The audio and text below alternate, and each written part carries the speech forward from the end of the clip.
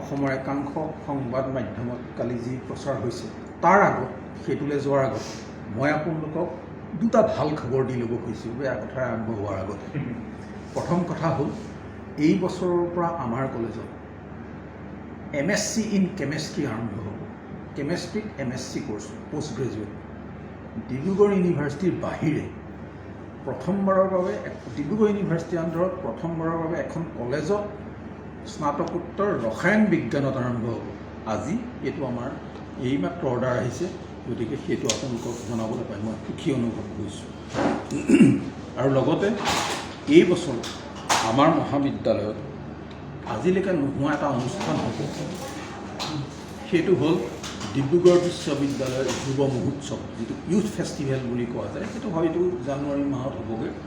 এতিয়া আপোনালোকক সকলোৰে সহায় সহযোগিতা মই সেই ক্ষেত্ৰত আগতীয়াকৈ কামনা কৰিছোঁ। সেইটো জানুৱাৰী মাহত হ'বগৈ, টেণ্টেটিভ জানুৱাৰী মাহত। মই চেষ্টা কৰিছোঁ জানুৱাৰী মাহত কৰিবলৈ।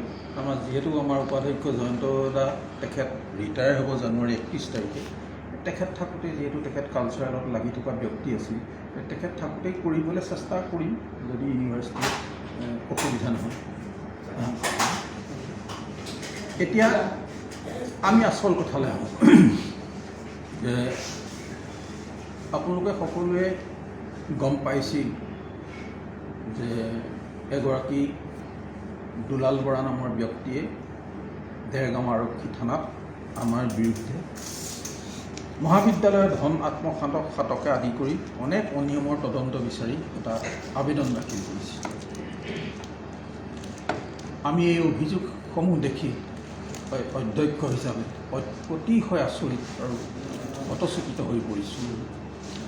এই দুলাল বৰাই আমাৰ বিৰুদ্ধে অনা অভিযোগসমূহৰ কোনো বাস্তৱ তথ্যভিত্তি নাই, সম্পূৰ্ণ মনে সজা আৰু উদ্দেশ্য প্ৰণোদিত। আমি ভাবোঁ কাল্পনিক মনে সজা এনে অভিযোগ দেৰগাঁৱৰ এই ঐতিহ্যমণ্ডিত শিক্ষানুষ্ঠানিক গৌৰৱত কালিমা খনাৰ লগতে ভিত্তিহীন হাস্যকৰ অভিযোগসমূহে ৰাইজক বিপথেহে পৰিচালনা কৰিব। অসমৰ প্ৰাদেশিকৃত মহাবিদ্যালয়ৰ পৰিচালনাৰ সম্পৰ্কে মুঠেই জ্ঞান নথকা দুলাল বৰাৰ অভিযোগসমূহৰ প্ৰত্যুত্তৰ হিচাপে আমি আমাৰ মতামত দাঙি ধৰিম। আজি তেখেতক আপোনালোকে সকলোৱে নাম শুনিছে। তেখেতক গুৱাহাটী পুলিচে তেখেতক বিভিন্ন অভিযোগত তেখেতক গ্ৰেপ্তাৰ কৰিছিলে। তেখেতৰ ঘৰো ভাঙিছিলে বুলি আমি সাংবাদিক বা এইটো বৈদ্যুতিন মাধ্যমত দেখিছিলোঁ।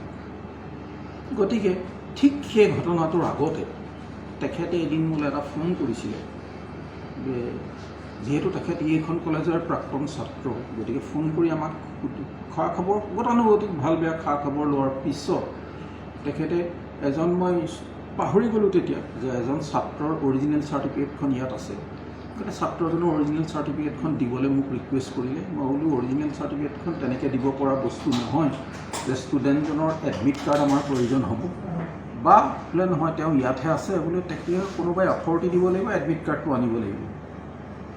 পিছদিনা ইয়াত মই অহাৰ লগে লগে 10 বজাত দুজন ল'ৰা আছিলে।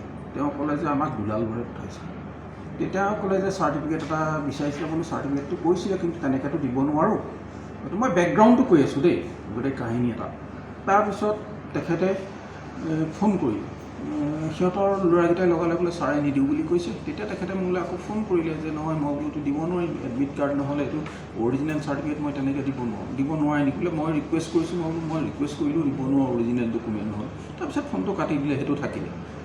তাৰপিছত এই যে তেখেতৰ ঘৰত ভাঙিলে কৰিলে, তাৰপিছত আমাৰ লগত CID ব্ৰাঞ্চৰ পৰা, গুৱাহাটীৰ পৰা CID ব্ৰাঞ্চৰ পৰা আমাৰ লগত যোগাযোগ কৰিলে। এইটো হ'ল মে' মাহৰ কথা, 20 চনৰ ক'ভিড পূৰা পিক হৈ থাকোঁতে।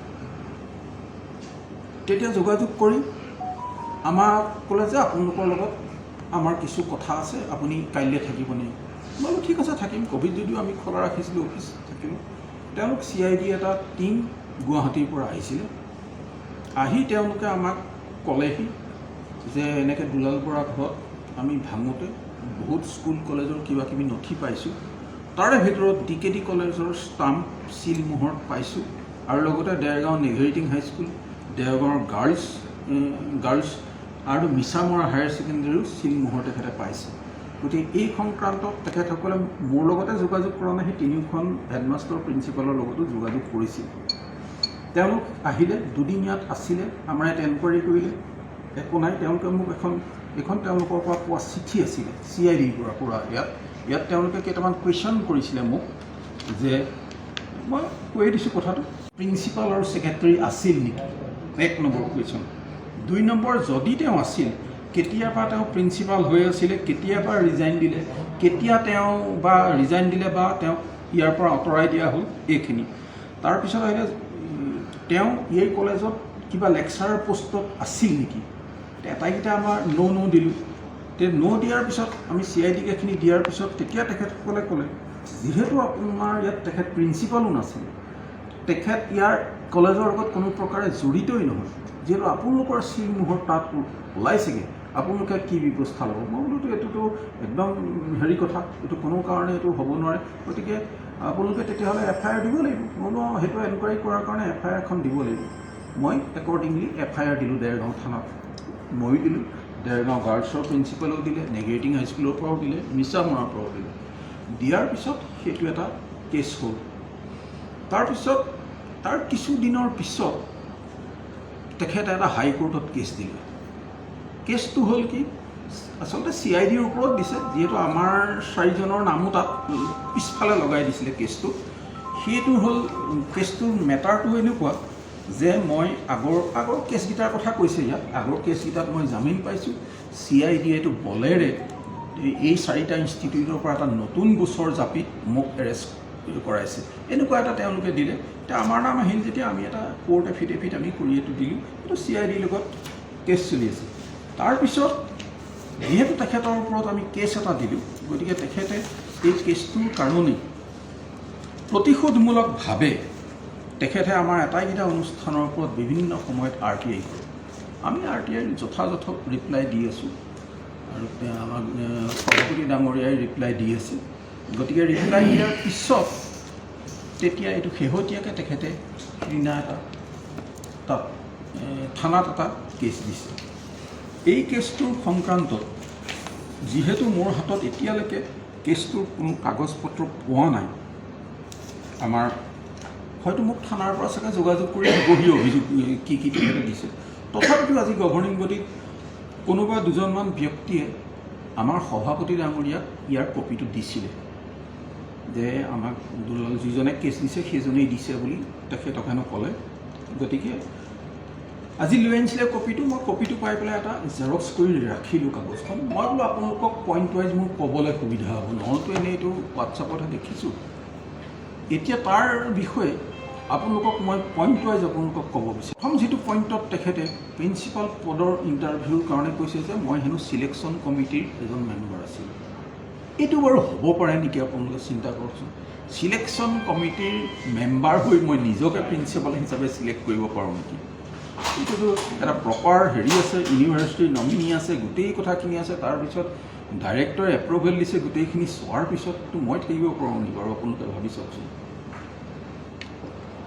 দ্বিতীয় কথাটো তেখেতে লিখিছে যে সোণালী জয়ন্তীৰ 500 টকাকৈ শিক্ষকৰ পৰা সংগ্ৰহ কৰি প্ৰায় তেওঁলোক বহুত টকাই লিখিলে। কিন্তু কথাটো হৈছে, মই এইখিনিতে আপোনালোকক কথাটো কৈ দিছোঁ যে সোণালী জয়ন্তীৰ হিচাপৰ কথাও লিখিছে। এতিয়া মই আপোনালোকক স্পষ্ট কৰি দিছোঁ যে 500কৈ যিটো টকা তোলা হৈছিল সেইটো 5 বছৰৰ কাৰণে তুলিছিলে বুলি লিখিছে। মই আচলতে 2 বছৰহে পাইছোঁ, তাৰ আগত ঠাকুৰ ছাৰৰ দিনৰ পৰা প্ৰচেছটো ষ্টাৰ্ট হোৱা। সেই পইচাটো কোনো ঠাকুৰ ছাৰেও তোলা নাই, ময়ো তোলা নাই। সেই পইচাটো শিক্ষকসকলে নিজে কালেক্ট কৰিছিলে। 500 টকাকৈ কালেক্ট কৰি তেওঁলোকে 12 লাখ টকা এই যে ওপৰত গল্ডেন জুবিলিৰ সময়ত কনফাৰেন্স হলটো মুকলি কৰিছিলে, সেই কনফাৰেন্স হলটো বনোৱাৰ ক্ষেত্ৰত শিক্ষকসকলে 12 লাখ টকা সেই পইচাটো তুলি আমাক দিছিলে। জীৱ হাজৰিকা ছাৰৰ বাইদেৱে 10 লাখ টকা দিছিলে, সেইকাৰণে ছাৰৰ নামত হলটো দিয়া হৈছিল। বাকী যিখিনি টকা আছিলে সেইখিনি কলেজৰ পৰা খৰচ কৰি সেইটো কমপ্লিট কৰা হৈছিলে। আৰু গল্ডেন জুবিলি হৈছিলে আপোনাৰ জানুৱাৰী 14 চনত, আৰু মে'ৰ 14 চনত মই ডিটেইল ষ্টেটমেণ্ট গভৰ্ণিং বডীক দিছিলোঁ। গভৰ্ণিং বডীত প্ৰচিডিং আছে, আপোনালোকে চাব পাৰে, মই গভৰ্ণিং বডীত দিছিলোঁ। এইটো হ'ল সেইটো কথা। তাৰপিছত আহিলে নেকৰ এছেছমেণ্টৰ কথা। নেকৰ এছেছমেণ্টৰ ভয় কৰাৰ কোনো কথাই নাই। তেওঁ 2 বছৰ লিখিছে, আচলতে 5 বছৰৰ মূৰে মূৰে হ'ব লাগিব। আমি নিয়মমতে 16 চনৰ শেষত কৰিব লাগিছিল, কিন্তু কথাটো হ'ল আমাৰ ষ্টাফ মিটিঙৰ এটা সিদ্ধান্ত হ'ল যে তেতিয়া কলেজৰ ইনফ্ৰাষ্ট্ৰাকচাৰবিলাক ইমান ভাল নাছিলে। আপোনালোকে হয়তো দেখিছেই, গতিকে এতিয়া ইনফ্ৰাষ্ট্ৰাকচাৰ বহুত ভাল হ'ল। তেতিয়া আমাৰ কথাটো সিদ্ধান্ত হ'ল যে ইনফ্ৰাষ্ট্ৰাকচাৰ কলেজৰ ভাল হৈ লওক, এই কামখিনি যিহেতু ৰুচাৰ পইচা আহিছে, পইচাখিনি কৰি ইনফ্ৰাষ্ট্ৰাকচাৰটো আমি বনাই লওঁ, তাৰপিছত নেকক মাতিম। এতিয়া যোৱা বছৰ আমাৰ ইনফ্ৰাষ্ট্ৰাকচাৰখিনি কমপ্লিট হৈ গৈছে। ক'ভিডৰ কাৰণে অলপ কেইদিনমান একদিন দেৰি হৈছে। ইতিমধ্যে ডক্টৰ ক্ষীৰেশ্বৰ লাইন কোঅৰ্ডিনেটৰ, আগতে সুৰেন বৰা ডাঙৰীয়া আছিলে, তেখেত ৰিটায়াৰ হৈছে। ক্ষীৰেশ্বৰ লাইন কোঅৰ্ডিনেটৰ, তেখেতৰ লগত 4জন সহযোগী, তেখেতসকলে যুদ্ধকালীন তৎপৰতাৰে কাম কৰি আছে আৰু 3 মাহমানৰ ভিতৰত SSRটো আমি দিব পাৰিম। আজিকালি চব অনলাইন, আগৰ ডকুমেণ্টেশ্যন লাগে, গতিকে এই কামটো আমাৰ সোনকালে হ'ব। ইয়াত তাৰ কোনো 2 বছৰৰ মূৰত কথাই নাই আৰু এইটো ভয় কৰাৰ তাত কথাই নাই। তাৰপিছত তেখেতে তাৰ পিছৰটো অভিযোগ হ'ল যে পৰীক্ষা গৃহত পঢ়াৰ নামত, তাৰমানে বোধকৰো চেণ্টাৰ ফিজৰ কথা কৈছে নেকি, পৰীক্ষা গৃহতৰ সেইটোৱে পইচা লওঁ। এই ফাণ্ডটোৰ হিচাপ দিয়া নাই বুলি কৈছে গভৰ্ণিং বডি। গভৰ্ণিং বডিৰ ওচৰত এইবোৰ আজিকালি হিচাপ দিব নালাগে, ইনফৰমেশ্যন দিব লাগে। এইবোৰ আজিকালি ডাইৰেক্ট গভৰ্ণমেণ্টে অডিট কৰে প্ৰভিঞ্চিয়েলাইজ হোৱাৰ পিছত। এইটো চেণ্টাৰ ফিজটো গভৰ্ণমেণ্ট অডিট হয়, অডিটৰে অডিট কৰি গৈছে। তাৰপিছত এই পইচাটো যিটো আছিলে, মই খুব খৰচটো বৰ টানি টুনি কৰোঁ। কলেজত মোক এটা চবেই কয় ছাৰে বৰ নিদিয়ে, টানি টুনি মই খৰচ কৰোঁ। তাৰ পইচা বচাই এই গাৰ্লছ কমনটো আগতে আপোনালোকে দেখিছিলে আছাম টাইপৰ এটা, সেইটো ভাঙি নতুনকৈ কৰাত মই 10 লাখ টকা গভৰ্ণিং বডিৰ অনুমোদন লৈ, সেই চেণ্টাৰ ফিজৰ পৰা তাৰ অনুমোদন লৈ মই তাত খৰচ কৰিছিলোঁ। এতিয়াও তাত পইচা আছে, তাততো কোনো হেৰি নাই, গভৰ্ণমেণ্ট অডিট হয়, তাত গভৰ্ণমেণ্ট অডিট, তাত কোনো আৰু তাত বেলেগ কথাই নাই। তাৰপিছত আহিলে আপোনাৰ মিছিলিনিয়াছ ফাণ্ডত। হয়, মিছিলিনিয়াছ ফাণ্ডৰ 12 চনৰ 1 জানুৱাৰী কৈছে, 1 জানুৱাৰী নহয়, এইটো মিছিলিনিয়াছ ফাণ্ডটো আচলতে আগৰ পৰা চলি আছে। এতিয়া মিছিলিনিয়াছ ফাণ্ডৰ সম্পৰ্কত মই কওঁ, যেতিয়া উল্লাছাৰ যেতিয়া এই কলেজৰ পৰা প্ৰিন্সিপাল হৈ ৰিটায়াৰ হৈ গৈছে, তেতিয়া তাত ফাণ্ডত কোনো পইচাই নাছিল। আগতে কিবা কিবি আছিলে। আচলতে এই মিছিলিনিয়াছ ফাণ্ডটো প্ৰস্পেক্টাছ বিক্ৰী কৰা, ইটো সিটো এনেকুৱা ল'ৰা ছোৱালী কিবা ফাইন চাইন এনেকুৱা এনেকৈ কালেক্ট কৰা যায়। তাৰপিছত 2 মাহৰ কাৰণে ভোলা হাজৰিকা ছাৰ, তাৰপিছত 10 মাহ উন্মেশ্বৰ বৰা ছাৰ, তাৰপিছত প্ৰায় 3 বছৰ পৰাগ ঠাকুৰ ছাৰ আছিল। পৰাগ ঠাকুৰ ছাৰ যেতিয়া ৰিটায়াৰ হৈ গৈছে, এই ফাণ্ডটোত প্ৰায় 25,000 টকা ছাৰে থৈ গৈছিল দেই। ছাৰে অলপ সঁচা হেৰি এটা ছাৰৰ হেৰি আছিলতো, ছাৰৰ হেৰিয়ে মই অনুকৰণ কৰিছিলোঁ আচলতে। তাৰপিছত এটকাকৈ মই যিমান পাৰোঁ ৰাখি গৈছোঁ তাত পইচা। এই মিছিলিনিয়াছ ফাণ্ডত আজি মই গৌৰৱেৰে ক'ব পাৰোঁ তাত 18 লাখ টকা জমা আছে, 18 লাখ টকা জমা আছে। এইটো কেলৈ ৰাখিছোঁ সেইটোও মই আপোনালোকক কৈছোঁ। অহা বছৰত আমাৰ কলেজত ডায়মণ্ড জুবিলি অনুষ্ঠান হ'ব, হীৰক জয়ন্তী উৎসৱ হ'ব। 60 বছৰ আমাৰ 62ত হৈছিলে, এতিয়া 22ত হ'ব। আমি এইবাৰ শিক্ষকসকলে আমি আলোচনা কৰি আমি ঠিক কৰিছোঁ যে এইবাৰ ৰাইজৰ ডেৰগৰীয়া ৰাইজৰ লগত সহযোগিতাত আমি অনুষ্ঠানটো পাতিম, কিন্তু পাব্লিক ডনেশ্যনটো নলওঁ বুলি ভাবিছোঁ। এই যে পইচা তুলি ফুৰাটো, সেইটো আচলতে নলওঁ বুলি ভাবিছোঁ। তাৰ পৰিৱৰ্তে আমাৰ গল্ডেন জুবিলি ফাণ্ডত প্ৰায় 4 লাখ টকা জমা, ইয়াত মোৰ প্ৰায় 18 লাখ টকা জমা আছে। শিক্ষকসকলে কণ্ট্ৰিবিউশ্যন কৰিব, খুব ভালদৰে অনুষ্ঠানটো হৈ যাব। তাৰ কাৰণে মই এটকাকৈ তাত সাঁচি ৰাখিছোঁ পইচা। তাত আৰু কোনো আপোনাৰ আত্মসাৎ কৰাৰ কথাই নাই। আপোনালোকে একাউণ্টছ ইচ্ছা কৰিলে চাবও পাৰে। তাৰপিছত UGC ফাণ্ডৰ কথা কৈছে। চাওক, UGC ফাণ্ডৰ যদি ইউটিলাইজেশ্যন সময়ত নিদিওঁ, কলেজলৈ কেতিয়াও আপোনাৰ ফাণ্ড নাহে। গাৰ্লছ হোষ্টেলেই হওক, ইনডোৰ ষ্টেডিয়ামেই হওক, যিখিনি কাম হৈছে UGC ফাণ্ডত প্ৰতিটো হেৰিৰ হিচাপ দিয়াৰ পিছতহে আমি চাৰ্টাৰ্ড একাউণ্টেণ্টৰ হতুৱাই ইউটিলাইজেশ্যন চাৰ্টিফিকেট জমা দিব লাগিব, তেতিয়াহে পিছৰটো আহিব। আৰু মোৰ এটাইকেইটা ফাণ্ডৰ ইতিমধ্যে কমপ্লিট ইউটিলাইজেশ্যন চাৰ্টিফিকেট দিয়া হৈছে চাৰ্টাৰ্ড একাউণ্টেণ্টৰ হতুৱাই। আমি আপোনালোকে ইচ্ছা কৰিলে ডকুমেণ্ট চাবও পাৰিব, আমাৰ কোনো অসুবিধা নাই। এই UGCৰ ক্ষেত্ৰত মই আপোনালোকক কৈছোঁ, বহুত কলেজৰ এতিয়াও গাৰ্লছ হোষ্টেলৰ পইচা একেলগে পোৱা, বহুতৰ এতিয়ালৈকে ফাইনেল ছেটেলমেণ্ট হোৱাই নাই বহুত কলেজত। আমাৰ কিন্তু বিফ'ৰ টাইম আমি ছেটেল কৰি দিছোঁ। ইয়াৰ পিছত আহিছে আৰু এটা অভিযোগ ৰুচাৰ ক্ষেত্ৰত। ৰুচাটোতো আৰু ভয়ংকৰ কথা। ৰুচাটো আপোনাৰ এইটোতো UGCত আপুনি চেকখনেই দিব পাৰে, ৰুচাৰ কথাটো আপোনাৰ হাতলৈ নাহেই। পইচাটো যেতিয়া আহে, ৰুচাৰ যেতিয়া কাম হয়, ৰুচাৰ কামটো যিটো DPR সেইটো গুৱাহাটী আমাৰ ইঞ্জিনিয়াৰ এইটো কৰি দিব লাগিব, এইটো গুৱাহাটীত ৰুচাৰ অফিচত এপ্ৰুভ হ'ব লাগিব, তেতিয়াহে ফাণ্ড ৰিলিজ কৰে। তেতিয়া ফাণ্ড ৰিলিজ হৈছে। এই যে কলেজৰ আপোনালোকে বিভিন্ন আন্তঃগাঁথনি অডিটৰিয়ামেই নতুন হ'ল, ৰাস্তাবোৰ হ'ল, এইফালে বিল্ডিং হ'ল, এইফালে নতুন হ'ল, এই লাইব্ৰেৰীটো নতুন হৈ গ'ল, এই গোটেইবিলাক হ'ল ৰুচাৰ ফাণ্ডৰ পৰা। ৰুচাৰ ফাণ্ড কেইবাটাও ইনষ্টলমেণ্টত আহে, গতিকে আহিছিল, কমপ্লিট হৈ গ'ল আমাৰ। গতিকে এইবিলাকত আপুনি যেতিয়া ছিষ্টেমটো ৱৰ্ক অৰ্ডাৰ সকলোখিনি ইয়াত কম্পিউটাৰ ছফ্টৱেৰ আছে, তাত মাৰিব লাগিব। মৰাৰ লগে লগে আমাৰ কলেজতে তিনিটা ষ্টেপত যাব লাগিব। আৰু আমি ইয়াত ক্লিক কৰাৰ লগে লগে ৰুচা অফিচ গুৱাহাটীত গম পায় আৰু দেলহিৰ কেগৰ অফিচত গম পায়, লগে লগে কেগলৈকে গোটেই ছিষ্টেমটো একে হৈ থাকে। এইখিনি হোৱাৰ পিছত যেতিয়া পইচাটো পে'মেণ্ট হ'ব, পে'মেণ্টটো কোনো চেক পে'মেণ্ট, কেছ পে'মেণ্টৰ কথা নাই, ডাইৰেক্ট বেনিফিচাৰীৰ ক্ষেত্ৰত একাউণ্টত সোমায়। ছাৰ ডেভেলপমেণ্টৰ কাৰণে তৰুণ গগৈ ডাঙৰীয়া থাকোঁতে আমাৰ গোল্ডেন জুবিলি ঠিক সময়তে কেইখনমান কলেজক 1 কোটিকৈ দিছিলে, এতিয়া 50 লাখকৈ দিয়ে, এতিয়া পইচাটো কমি আহিলে। এই 1 কোটি টকা দিছিলে, সেইটোৱে মই এইটো পইচা নিদিয়ে। যি কি নহয়, আপোনালোকে এইফালে যদি কোনোবাই গৈছে পুখুৰী সিঁচি বহুত তলৰ পৰা কামটো কৰিব লগা হৈছিলে, সেইটোৰ 1 কোটি টকাৰ এটা প্ৰপ'জেল আছে, কোৱা নাই ইয়াত, মই তথাপিও আপোনালোকক কৈছোঁ। এই 1 কোটি টকা যিহেতু আমি বিল্ডিং কমিটিয়ে আমি কামবোৰ কৰিছিলোঁ, আমি লেবাৰবিলাকক কণ্ট্ৰেক্ট দিছিলোঁ, গতিকে ঠিকাদাৰৰ যিটো পাৰ্চেণ্টেজ, কিবা এটা পাৰ্চেণ্টেজ এইটো ধৰি দিয়েতো, এই পাৰ্চেণ্টেজটো আমাৰ বাচি গৈছিল। গতিকে আমাৰ 1 কোটিৰ কামটো আমি প্ৰায় 78 মোক কৰিবলৈ অনুমোদন দিব লাগে। কামটো হ'ল আমাৰ এই পুৰণা বিল্ডিংটো, আপোনালোকে সেই সময়ত টিংবিলাক দেখিছিলে, টিংবিলাক পানী পৰি গৈছিলে, গোটেই টিংখিনি বদলোৱা হ'ল সেই পইচাৰে, চিলিং বদলোৱা হ'ল, এই গোটেই ঘৰটোৰ ৱায়াৰিং নতুন কৰা হ'ল, ৰং কৰা হ'ল, এই গোটেইখিনি সেই পইচাটোৰে কৰিছিলোঁ। আৰু সেইটোৰ UC 1 কোটি দিয়াৰ, 1 কোটি নহয় আচলতে, তেওঁলোকে পইচা দিছিলে 1 কোটি, যদিও তেওঁলোকে আমাৰ হাতত পইচাটো দিছিলে নামত 1 কোটি, গভৰ্ণমেণ্টে 1 কোটিকৈ নিদিয়ে, চব কলেজকে 99,50,000 50,000 তেওঁলোকে ৰাখি থয়। আগৰ পৰাই আমি 99,50,000 হিচাপ দিব লাগে। আমি কিন্তু হিচাপ দিছোঁ 1,14,00,000, মই যিমান দূৰ সম্ভৱ। তাৰমানে কথাটো হ'ল যে ইণ্টাৰেষ্ট পালোঁতো বহুত, সেই ইণ্টাৰেষ্টখিনি খৰচ হৈ পেলাই ইমানখিনি পইচা আমি দিছোঁ। হয়তো এইবোৰ CA হতুৱাই হেৰি কৰে। পোষ্ট গ্ৰেজুৱেটৰ ৰিজাৰ্ভ ফাণ্ডৰ পইচা হেৰি কৰাৰ কথা কৈছোঁ। ৰিজাৰ্ভ ফাণ্ডত 1 লাখ টকা ফিক্স হৈ আছে, সেইটো ৰিজাৰ্ভ ফাণ্ড ফুকন ছাৰে কৰি গৈছে, সেইটো আমাৰ কণ্টিনিউ হৈয়ে আছে। ফুকন ছাৰৰ নামটো ইয়াত লিখিছে।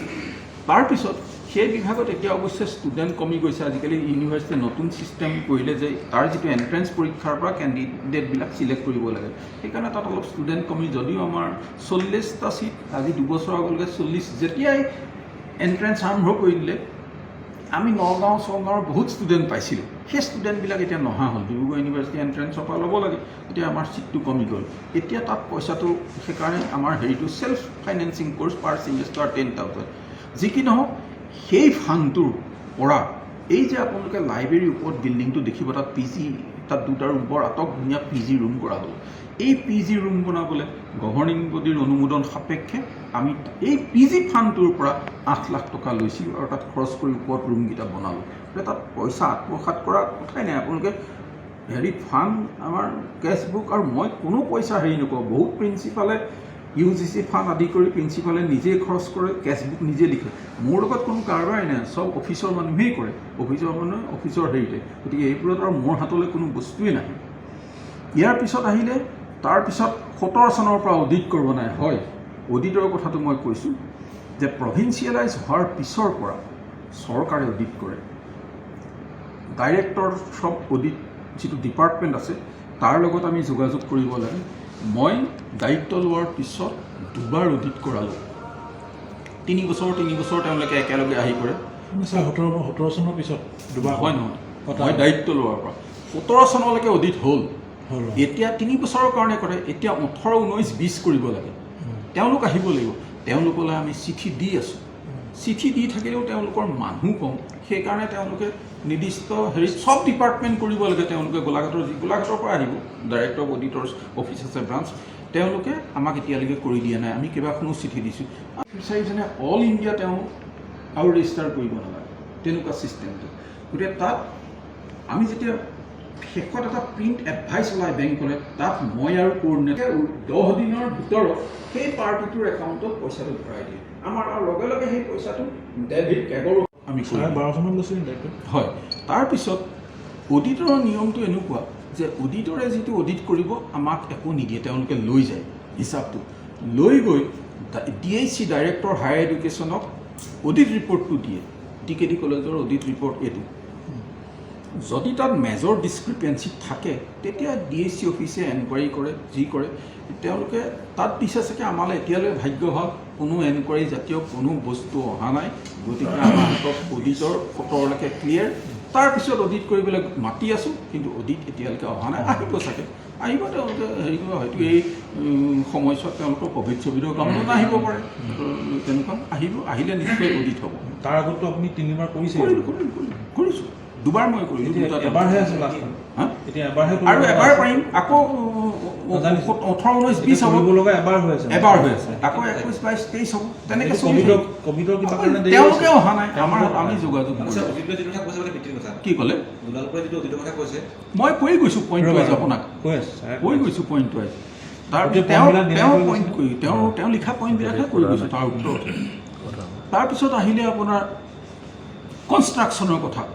কনষ্ট্ৰাকশ্যন, আচ্ছা, বিল্ডিং ৰোডছ, এই বিল্ডিঙৰ আপোনালোকে এতিয়া মই প্ৰতিটো হেৰিয়ে দেখুৱাব পাৰোঁ যে যিমানকেইটা কনষ্ট্ৰাকশ্যন কাম হৈছে আমাৰ বিল্ডিং কমিটিৰ অনুমোদনত হৈছে।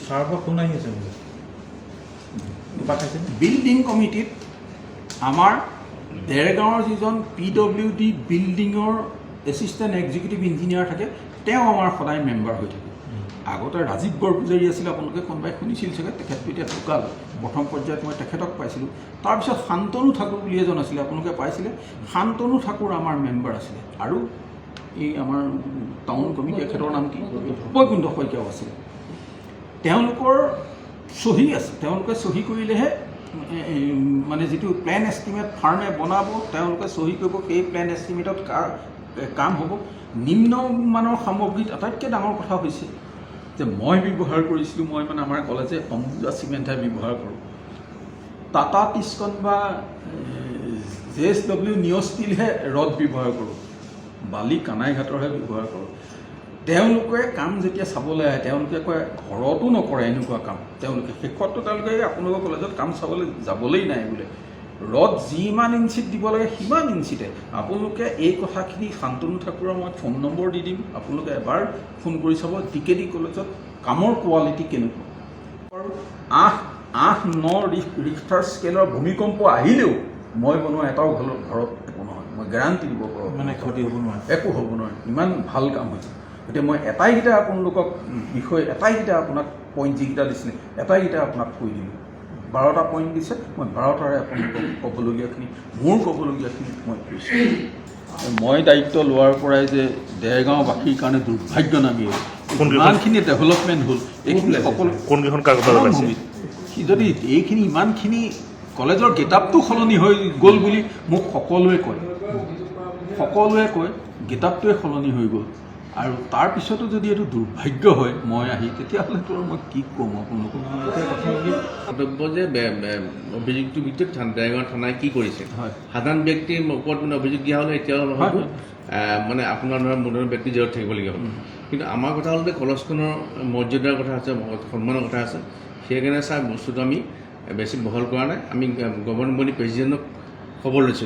তেখেতেতো অনেক বিস্ফোৰণ ঘটাইছে, আমাৰ হাতত আছে, আপোনাৰ কথা কৈছে। এতিয়া শুনক, আজি গভৰ্ণিং বডি মিটিং হৈছিলে, মই এতিয়া গভৰ্ণিং বডিত উপস্থিত আছে জয়ন্ত বৰুৱা, জ্ঞানদীপ শইকীয়া। তেখেতসকলে এই কথাটো প্ৰেচিডেণ্টৰ ৰোলটো আজি কৈ দিলে মই ভাল পাওঁ, তেখেতসকলে এবাৰ কৈ দিয়ক।